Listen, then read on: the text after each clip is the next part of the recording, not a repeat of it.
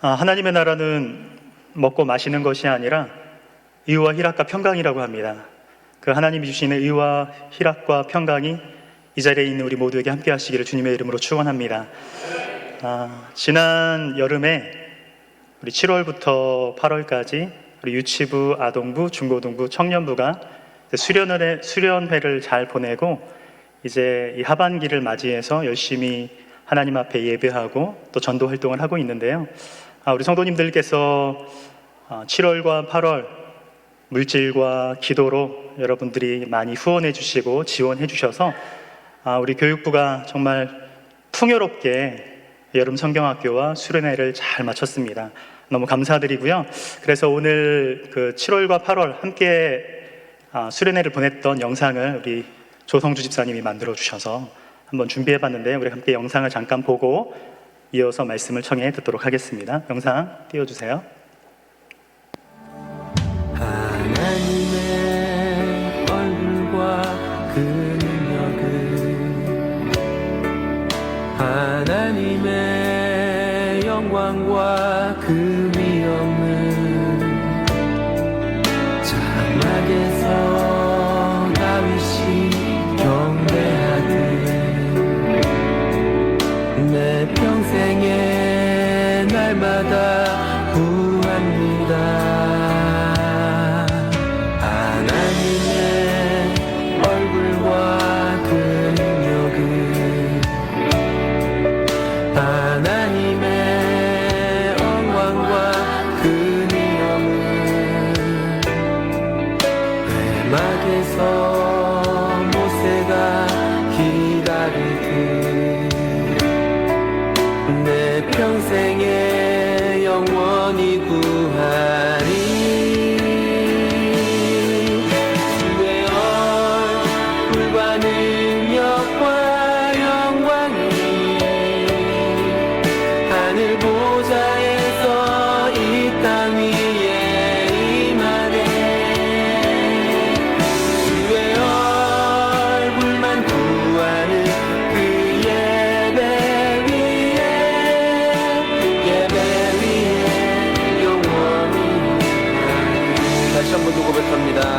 하나님의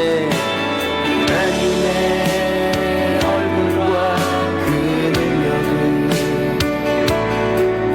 하나님의 영광과 그 위엄은 장막에서 다윗이 경배하듯 내 평생의 날마다 구합니다. 하나님의 얼굴과 그 능력은 하나님의 영광과 그 위엄은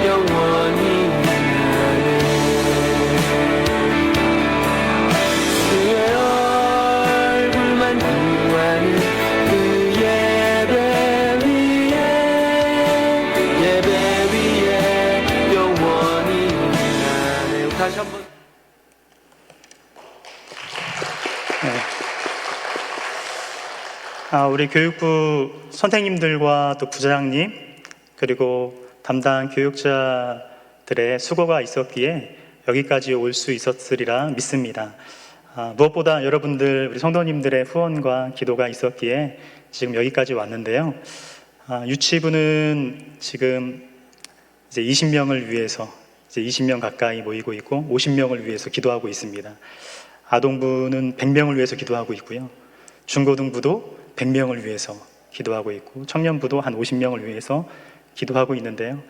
올해 안에 이 기도가 이루어질 수 있도록 여러분 계속해서 기도해 주시기를 부탁드립니다. 그동안 후원해 주셔서 너무나 감사드립니다. 오늘 본문 말씀을 보면 70인이 기뻐서 돌아와서 예수님께 이런 얘기를 합니다. 예수님의 이름으로 하니까 귀신들도 항복하다이다. 예수님의 이름을 갖다 대니까 귀신들도 순복하던데요. 이렇게 얘기했다고 오늘 본문 첫 절이 말씀을 하고 있습니다. 예수님의 제자 하면 여러분 보통 몇 명이라고 생각하죠? 12 아닙니까? 그런데 오늘 함께 본 마가복음 10장에 나오는 예수님의 제자는 70명입니다. 오늘 본문 앞에 보면은 예수님께서 이 70명을 2명씩 짝을 지어서 35군데 마을에 보냅니다. 그래서 그들을 통해서 복음을 증거하라고 보내시는데 그들이 복음을 증거하고 돌아온 거예요. 근데 예수님의 제자 하면 12명인데 오늘 본문에는 70명이 나오고요. 또 사도행전 1장 말씀에 보면은 그 오순절 마가의 다락방에 성령 강림 사건이 있을 때 모여있던 제자들이 있습니다. 그 제자의 수가 무려 120명이나 되죠. 그리고 고린도전서 15장을 보면 이 바울이 부활하신 예수님을 목격한 형제가 500여 형제였다 이렇게 얘기합니다. 그러니까 우리가 알고 있는 12명 말고 이름도 없고 빛도 없는 많은 제자들이 이 복음의 사역을 감당했음을 오늘 이 성경 본문 말씀을 통해서 우리에게 가르쳐 줍니다. 그러니까 참 이 복음이라는 것이 이 발이 없는데 발 없는 복음이 로마에까지 전해져서 그곳에 교회가 세워졌다는 것은 이렇게 이름 있고 명성 있는 어떤 제자들도 그 사역에 감당했지만 이름도 없이 빛도 없이 사역했던 수많은 사람들이 있었기에 그 복음의 빛이 여기까지 지금 이 자리까지 오게 된 줄로 믿습니다. 지금 이 순간에도 이름도 없이 빛도 없이 사역하는 수많은 주님의 제자들이 있는데요. 그들이 사역하는 곳에서 정말 하나님의 역사가 나타나기를 간절히 소원합니다. 아무튼 이 70명의 제자들이 기뻐해서 돌아왔다고 합니다. 다른 말로 좀 얘기하면 신나서 막 신이 나서 돌아와서 얘기하기를 주님의 이름을 갖다 대니까 귀신들도 순복하더라고요. 얼마나 신났겠습니까? 근데 우리 예수님께서 이 제자들을 보내실 때 너희는 그 길로 갈 때 전대도 가져가지 말고 돈주머니도 가져가지 말고 두벌옷도 가져가지 말고 신발도 가져가지 말고 뭐 가져가지 말라고 한 게 많습니다. 그냥 지팡이도 가져가지 말고 빈 몸으로 보내시는데 그렇게 갔으니까 그냥 막 지쳐가지고 힘들어서 돌아와도 모자랄 판국에 신나서 아주 기뻐서 이렇게 돌아왔다고 성경은 말씀을 하고 있어요. 주의 이름을 갖다 대니까 막 귀신이 떠나갔다고 하는데 주의 이름 하면 여러분 이 다윗과 골리앗 그 싸움 아시죠? 다윗이 그런 고백을 합니다. 너는 칼과 창과 단창으로 내게 나오지만 나는 너가 모욕하는 만군의 여호와의 하나님 이스라엘 군대의 하나님의 이름으로 나아가노라. 이렇게 다윗이 선포합니다. 그러니까 하나님의 이름, 주님의 이름을 얘기한다는 건 뭐냐면 그 하나님의 이름을 의지한다는 거죠. 완전히 주님을 의지하는 겁니다. 누구는 칼을 의지하고 누구는 단창을 의지하고 누구는 사람을 의지하고 누구는 돈을 의지하고 이것저것 의지할 게 많지만 나는 하나님의 이름을 의지한다. 나는 하나님의 이름밖에 없다. 내가 의지할 대상은 주님밖에 없다. 이렇게 나아갔다라는 것입니다.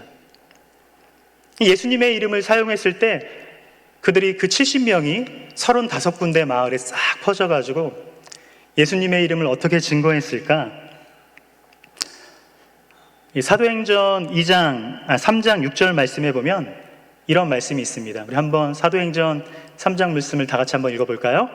베드로가 이르되 은과 금은 내게 없거니와 내게 있는 이것을 내게 주노니 나사렛 예수 그리스도의 이름으로 일어나 걸으라 하고. 아멘. 베드로가 요한과 함께 기도하러 가는 중에 성전 미문에 앉아 있었던 그 앉은뱅이를 향해서 한 고백입니다. 나한테는 은도 없고 금도 없지만 내게 있는 것, 나사렛 예수 그리스도의 이름으로 일어나 걸으라. 예수님의 이름을 탁 갖다 대는 거죠. 또 누가 예수님의 이름을 갖다 댔나 봤더니 우리 사도행전 16장 18절 말씀을 한번 또 보시면 우리 다 같이 한번 읽어볼까요? 이같이 여러 날을 하는지라 바울이 심히 괴로워하여 돌이켜 그 귀신에게 이르되 예수 그리스도의 이름으로 내가 내게 명하노니 그에게서 나오라 하니 귀신이 즉시 나오니라. 이 사도 바울이 빌립보에서 전도할 때 귀신 들린 여종이 이제 바울 일행이 지나갈 때마다 계속 괴롭게 했대요. 그때 바울이 사용한 것이 예수님의 이름입니다. 내가 예수님의 이름으로 명령하노니 귀신아 나와라. 이렇게 하니까 귀신이 떠나갔다는 얘기죠. 얼마나 신났겠습니까? 얼마나 기뻤겠어요. 제가 동두천에 와서 2021년도에 와서 우리 청년들 대상으로 1:1 제자 양육, 제가 20명 정도를 한 사람 한 사람씩 제가 만나면서 제자 양육을 했습니다. 한 청년을 만나서 스타벅스에서 1:1 제자 양육을 하고 있는데 웬 귀신 들린 여자가 제 옆에 앉았어요. 그리고 막 방해합니다. 온갖 욕을 다 하고. 근데 거기가 다른 사람 사업장이기 때문에 제가 특별한 액션은 취하지 않고 오늘 여기까지 하고 나가자 했더니 벌떡 일어나서 같이 따라오더라고요.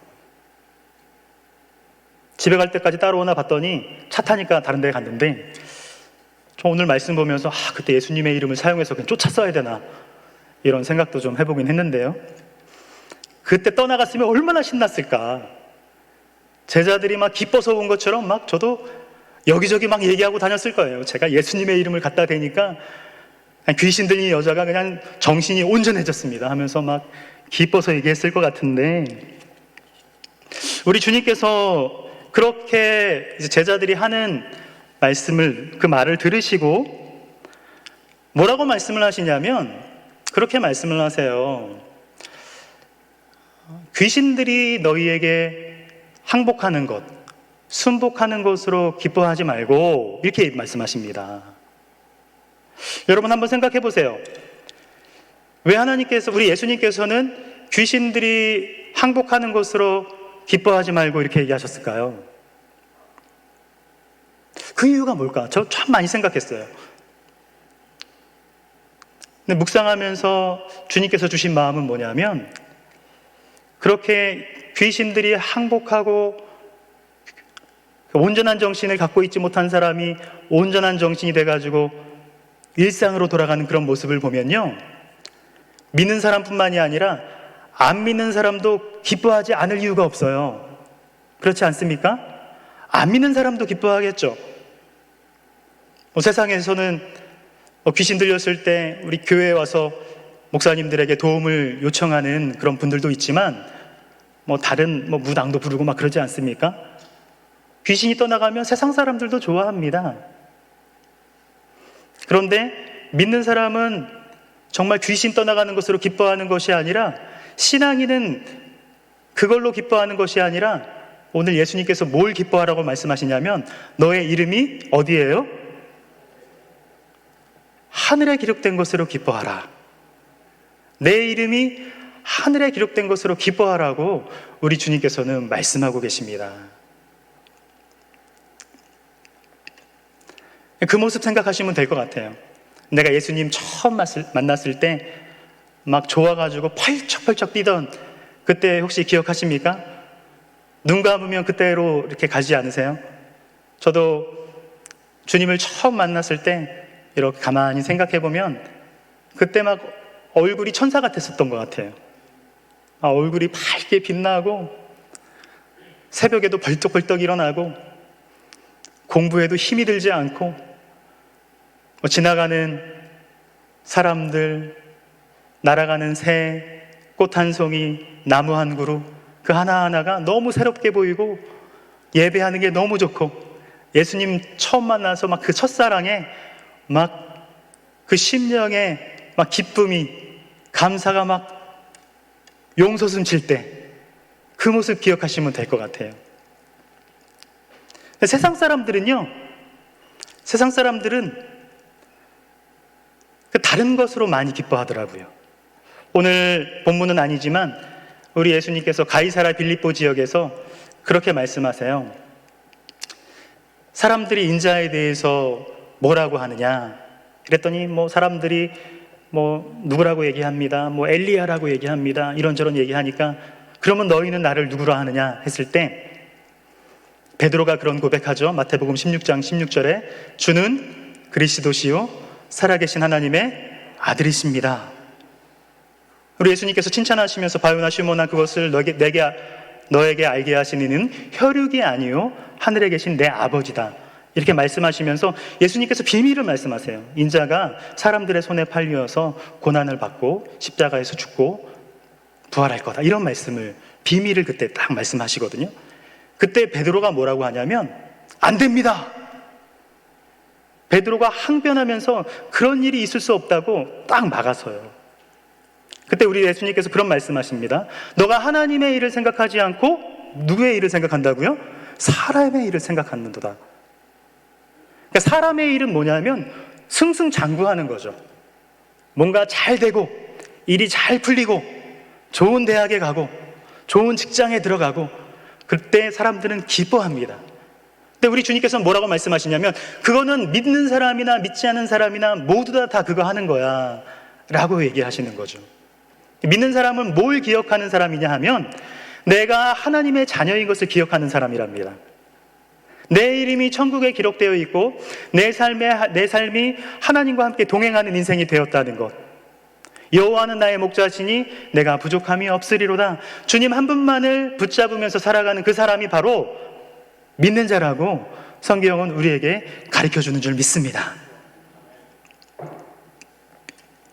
성경에서 봤더니요, 그렇게 하나님과 동행했던 사람을 한 사람 가르쳐주는데 창세기 말씀 보니까 여러분 에녹이라고 아시죠? 에녹은 이 땅에 살아갈 때 몇 년을 살아갔냐면 365일을 살았답니다. 365년. 365년을 하나님과 동행했대요. 그랬더니 하나님께서 그를 쑥 데려가셨다고 성경은 말씀합니다. 그의 인생에 완전히 하나님으로만 이렇게 기뻐했다는 거죠. 여러분, 믿는 사람은요, 언제 기뻐하느냐? 좋은 일, 귀신이 떠나갈 때도 기뻐하고 좋은 일이 있을 때도 기뻐하겠지만 아주 사소한 일에도 기뻐한답니다. 봄에 여러분 땅에서 이파리가 나오고 싹이 나고 꽃이 필 때 별거 아닌 거 보면서도 하나님의 손길을 보면서 기뻐한대요. 믿는 사람은 계절이 바뀌는 것 보면서도 기뻐하고요. 믿는 사람은 아침에 눈 떠서 자기에게 새 생명을 주신 새로운 하루를 허락하신 주님께 감사하는, 그게 바로 믿는 자라고 오늘 성경은 저와 여러분에게 가르쳐주고 있습니다.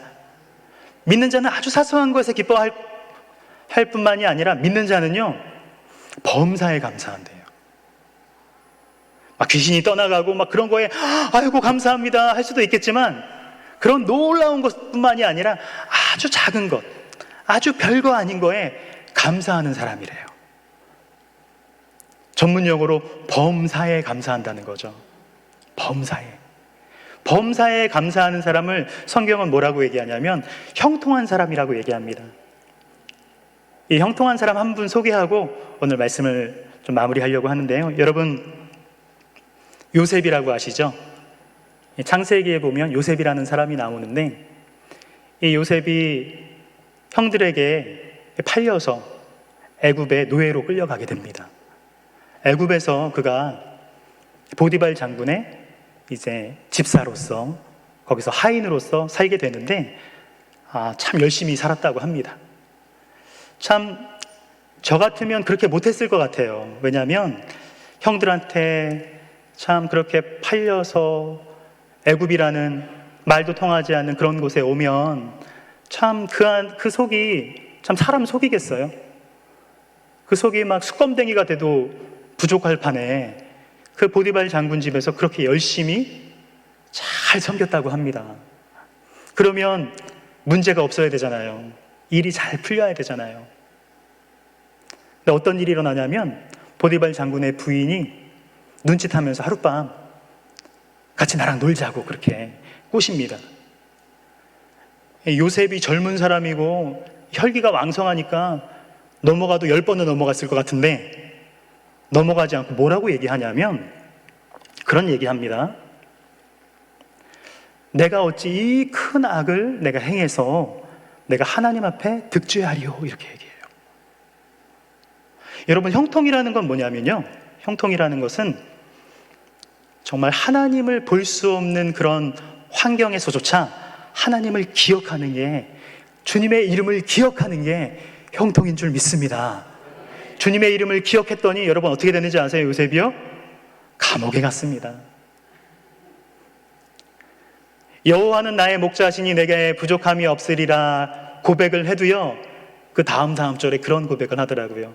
내가 사망의 음침한 골짜기를 지날지라도. 여호와는 나의 목자라고 고백을 해도 때로는 사망의 음침한 골짜기를 갈 때가 있다는 거죠.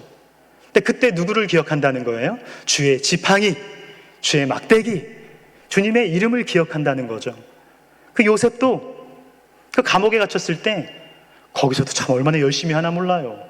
원망도 하지 않습니다. 거기서도 주님을 기억하더라고요. 술 맡은 관원장, 떡 맡은 관원장 그 감옥에 들어왔을 때 열심히 섬기고요. 꿈으로 번민하고 있을 때 왜 이렇게 근심빛이 있습니까? 내게 말씀하세요. 하나님이 있잖아요.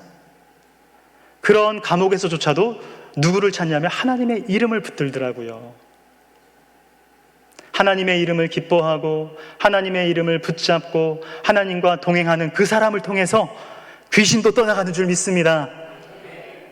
뭔가 잘 되는 것, 뭔가 형통한 일, 뭔가 그럴싸한 것, 세상 사람들이 봤을 때 부러워할 만한 그런 일에 우리가 깜짝깜짝 놀라면서 기뻐하는 게 아니라 내 이름이 천국에 있다니, 나를 하나님의 자녀로 불러주셨다니, 나를 지금 이 예배의 자리에 불러주셨다니, 나를 자녀 삼아주시고 나와 동행하시고 내 발걸음을 인도해 주시는 주님께, 그분에게 믿음으로 기뻐함으로 반응하시고 감사함으로 반응하시고 범사의 주님과 동행하시면서 어떤 무슨 일을 만나든지 만사 형통으로 나아가시는 저와 여러분 되시기를 주님의 이름으로 축원합니다. 기도하겠습니다. 사랑의 아버지 하나님, 오늘 제자들이 귀신이 떠나가는 거 보면서 기뻐함으로 돌아왔는데 우리 주님 말씀하신 것처럼 그런 걸로 기뻐하는 것이 아니라 내 이름이 천국에 기록된 것으로, 내가 하나님의 자녀 된 것으로, 내가 하나님의 백성 된 것으로, 나와 주님께서 동행하시는 것으로 기뻐하며 작은 일에 기뻐하고 작은 일에 감사하면서 주님과 범사에 동행하며 그 주님께서 주시는 그 천국의 복을 마음껏 누리며 살아가는 우리 모두가 될 수 있도록 주여 축복하시고 인도하여 주시옵소서. 감사드리오며 예수님의 이름으로 기도드립니다. 아멘.